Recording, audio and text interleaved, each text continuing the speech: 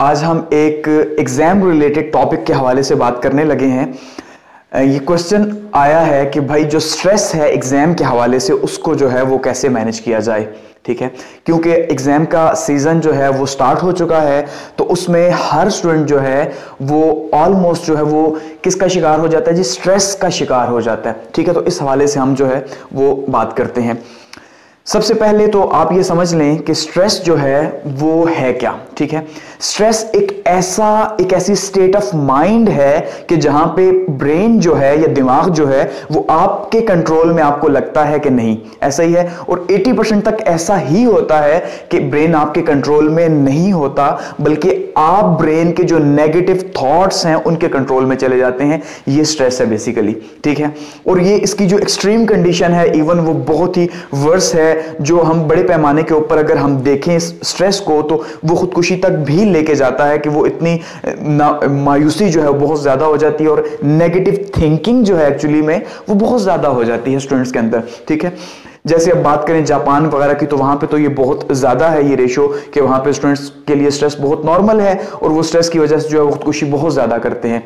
तो खैर आपके हवाले से तो ये बात मैं नहीं कह रहा। तो देखते हैं कि इसका रीजन क्या है और इसको कैसे जो है वो मैनेज किया जाए। सबसे पहली बात तो ये समझ लें कि अगर हम बात करें एग्जाम स्ट्रेस मैनेजमेंट की, तो उसमें हमें सबसे पहले ये देखना पड़ेगा कि भाई स्ट्रेस एक्चुअली में आता कहां से है, क्यों होता है। तो सबसे पहले ये समझिए कि अगर जो स्ट्रेस है उसके पीछे जो सबसे मेन रीजन है वो होता है एंजाइटी का।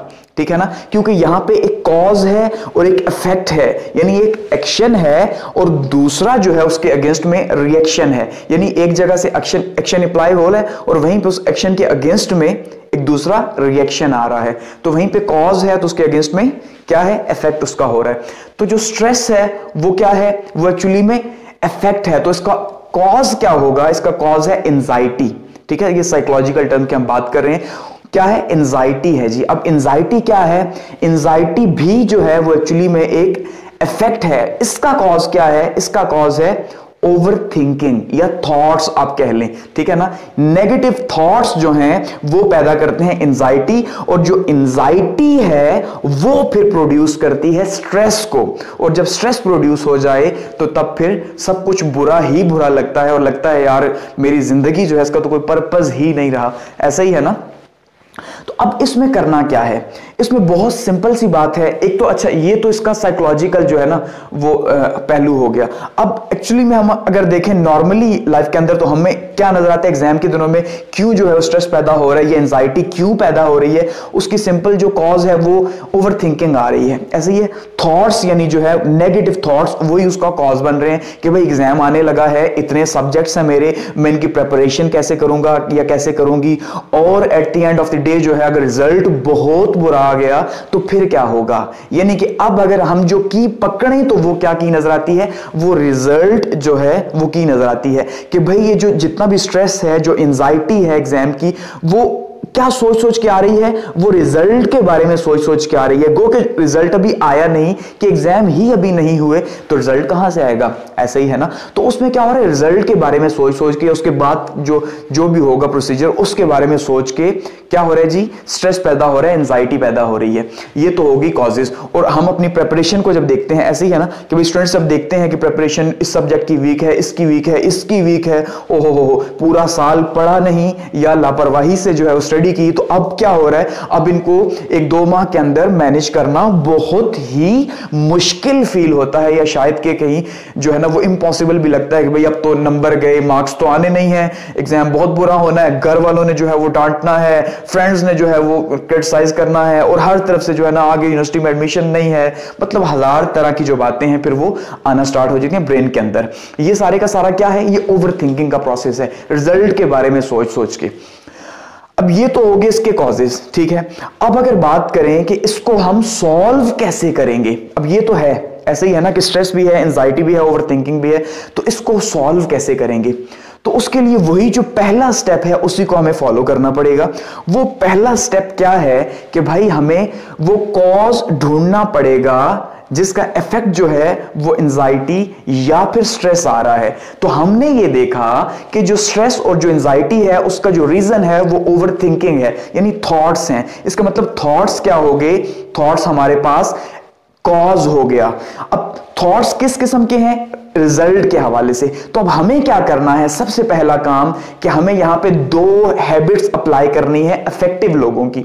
ठीक हो गया, जो असरअंदाज लोग हैं उनकी 2 हैबिट्स को अप्लाई करना है। सबसे पहली जो हैबिट है वो है बी प्रोएक्टिव। एक तो इसको अप्लाई करना है, दूसरा जो है वो पुट फर्स्ट थिंग फर्स्ट, इसको अप्लाई करना है। यानी हैबिट नंबर 1 को और हैबिट नंबर 3 जो है इफेक्टिव लोगों की, इसको हमें अप्लाई करना है। कैसे अप्लाई होगा, यानी कि अगर ओवर थिंकिंग है, जो नेगेटिव है, मुसलसल नेगेटिव नेगेटिव नेगेटिव है, तो उसके नतीजे में सबसे पहले हम अगर प्रोएक्टिव की हैबिट को देखें तो वो क्या है, वो बहुत सिंपल है कि भाई take control of your environment. ठीक है ना, या टेक रिस्पॉन्सिबिलिटी, कि आपने क्या करना है कि जो इफेक्टिव लोग हैं, प्रोएक्टिव लोग हैं, वो क्या करते हैं, वो रिस्पॉन्सिबिलिटी लेते हैं अपने एनवायरनमेंट की। कि सबसे पहला काम ये करना है कि अपने ब्रेन को ये बता देना है कि अगर तुम बहुत बुरा भी सोचोगे तो तब क्या होगा, मेरे साथ ही बहुत बुरा होगा। तो इसका मतलब मैं तुम्हें जो है ये चार्ज नहीं देना चाहता कि तुम बुरा सोच सोच सोच के मुझे और जो है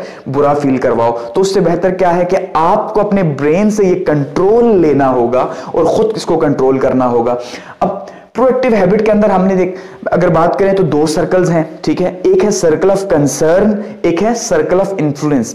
अब जो सर्कल ऑफ कंसर्न है, प्लीज इसको जरा समझिएगा कि सर्कल ऑफ कंसर्न बहुत बड़ा है। और सर्कल ऑफ कंसर्न यहां पे आपका क्या है, एज ए स्टूडेंट जो है वो ये हो रहा है कि भाई आप रिजल्ट जो है उसके लिए बहुत ज्यादा क्यूरियस हो, या उसके लिए आपकी बहुत ज्यादा परेशानी है कि बहुत बुरा होगा। ठीक है, अब वो आपका कंसर्न तो है रिजल्ट, लेकिन इस टाइम पे आपके कंट्रोल में नहीं। ऐसे ये दूसरा कौन सा सर्कल है, एक छोटा सा सर्कल, वो सर्कल है सर्कल ऑफ इन्फ्लुएंस। कि भाई आपका असर कितने पे है, आपका असर आपकी प्रेपरेशन पे है। यानी आपका जो कंसर्न है वो रिजल्ट है, और आपका जो इन्फ्लुएंस है वो क्या है, वो आपकी प्रेपरेशन है। ठीक है, यानी आपकी प्रेप है। इसका मतलब आपने फोकस किस पे करना है, आप अगर कंसर्न के ऊपर फोकस करेंगे, यानी रिजल्ट के ऊपर फोकस करेंगे, तो कभी भी आपकी नेगेटिव थिंकिंग जो है वो खत्म नहीं होगी, ना ही एंजाइटी खत्म होगी, ना ही स्ट्रेस खत्म होगा। तो स्ट्रेस और एंजाइटी तब खत्म होगी जब आप सर्कल ऑफ इन्फ्लुएंस के ऊपर काम करेंगे,